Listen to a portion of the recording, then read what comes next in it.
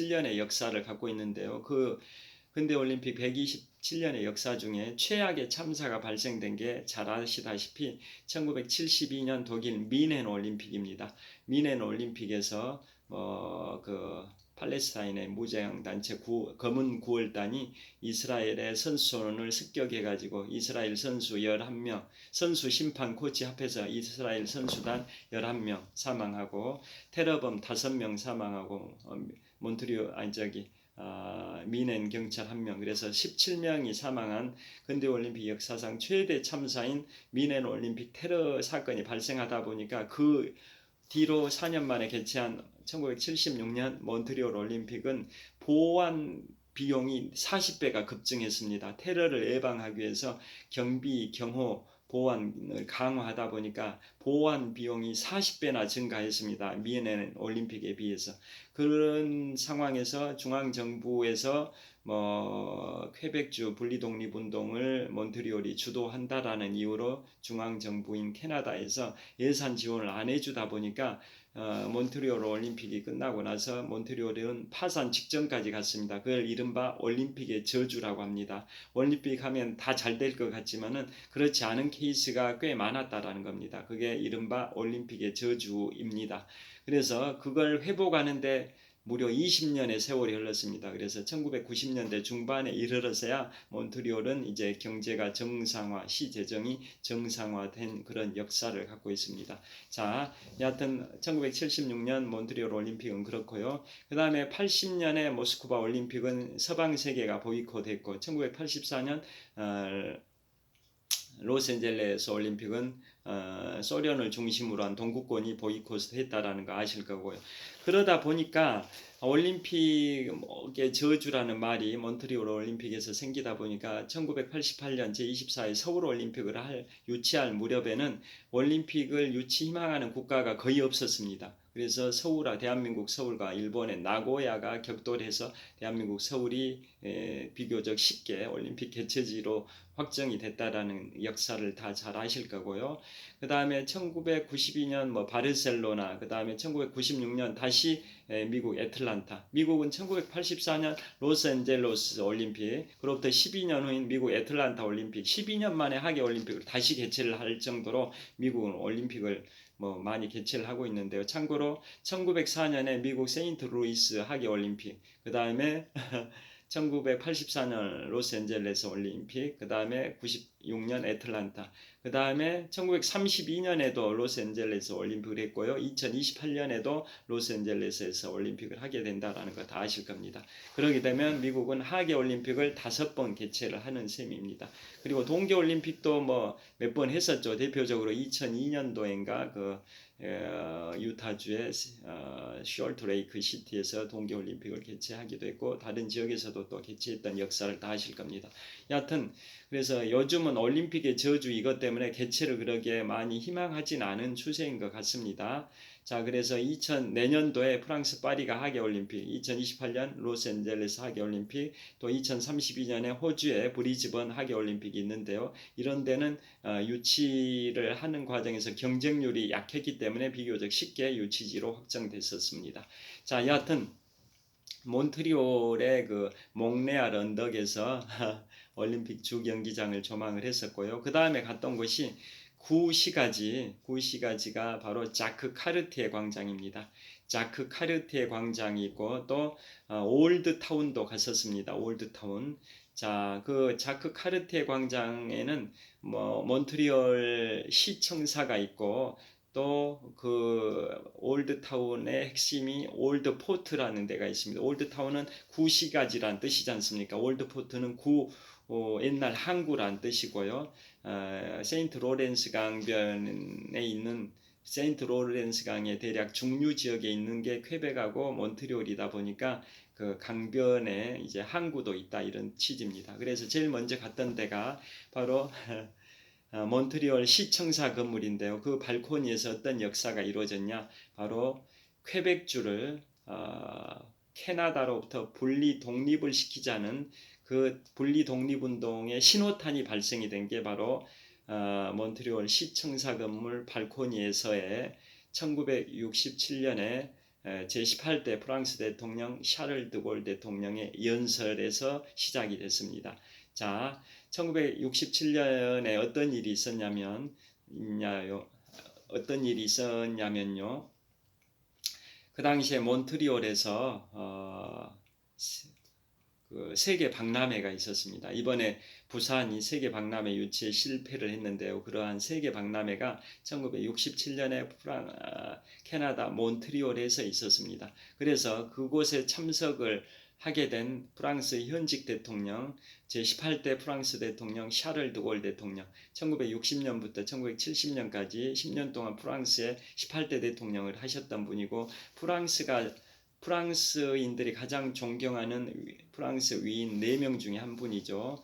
루이 14세, 그 다음에 샤를 마뉴 대제, 나폴레옹 보나파르트, 샤를 드골 대통령, 4사람이 프랑스인들이 존경하는 가장 위인인데요. 자, 그 중에 한 분인 18대 대통령 샤를 드골 대통령이 1967년에 현직 대통령 신분으로 세계 박람회가 개최되고 있던 그 몬트리올을 방문해서 몬트리올 시청사 발코니에서 그 수많은 프랑스계 주민들이 모인 가운데서 명연설을 합니다. 제가 모두에서 말씀드린 것처럼 몬트리올 시와 퀘벡 시는 퀘벡 주에 속하고 프랑스계가 주도하고 있다고 말씀드렸는데요.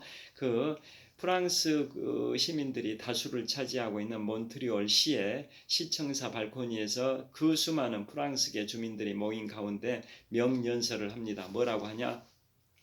자, 몽레알 만세, 퀘벡 만세, 만세 삼창을 합니다. 몽레알 만세, 퀘벡 만세. 열화와 같은 군중들의 환호가 울려 퍼집니다. 두 번째로 자유 퀘벡 만세, 뜨거운 군중들의 열렬한 환호가 있습니다.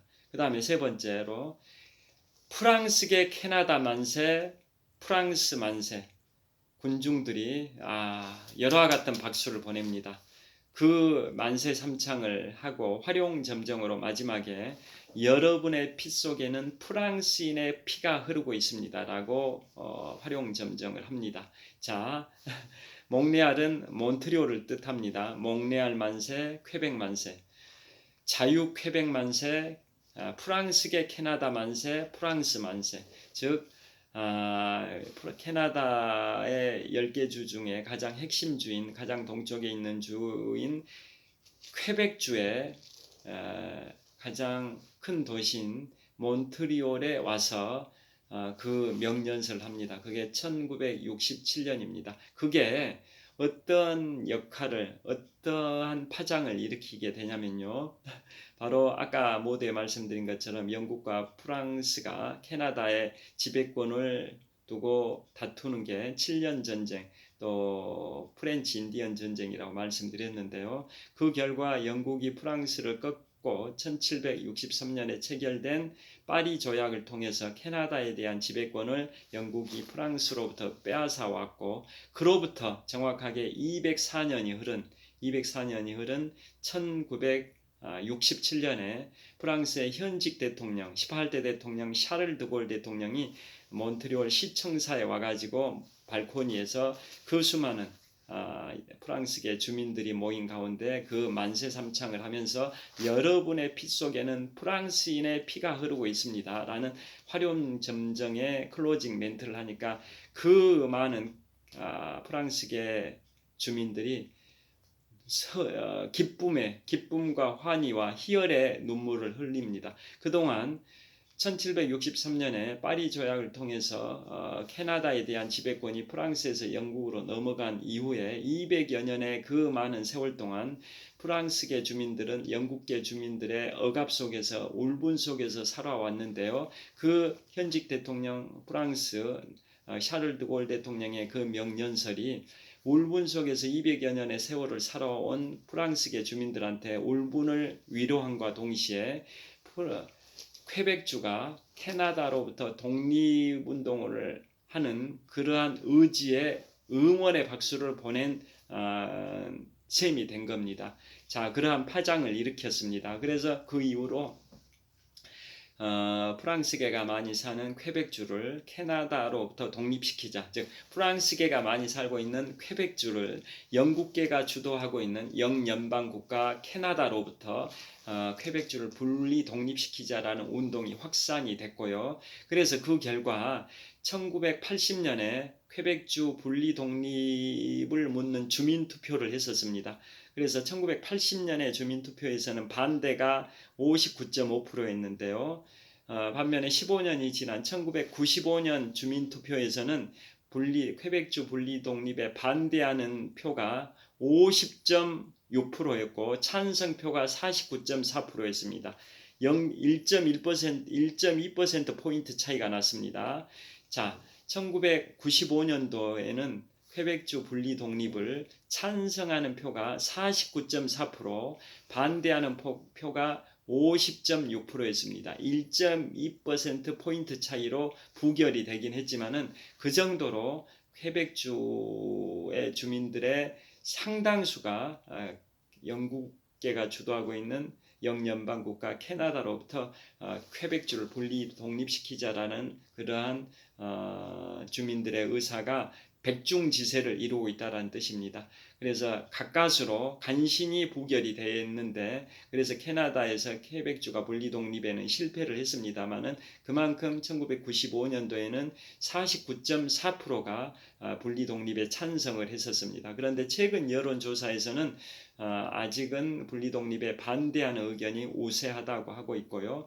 그때 1995년에 분리 독립에 반대하는 표가 좀 더 많았던 이유, 1.2%포인트 더 많았던 이유는 바로 프랑스계가 주도하고 있는 퀘벡주와 영국계가 주도하고 있는 온타리오주의 접경지대에 있는 캐나다 수도 오타와에서 가까운 광역 오타와권에 있는 퀘벡주의 그 주민들이 수도 오타와에서 가까이 사는 퀘벡주의 주민들이 분리 독립에 반대하는 의견들이 많았답니다. 그러다 보니까 그 주민들이 일종의 캐스팅 보트 역할을 한 셈이 된 거죠. 그 주민들이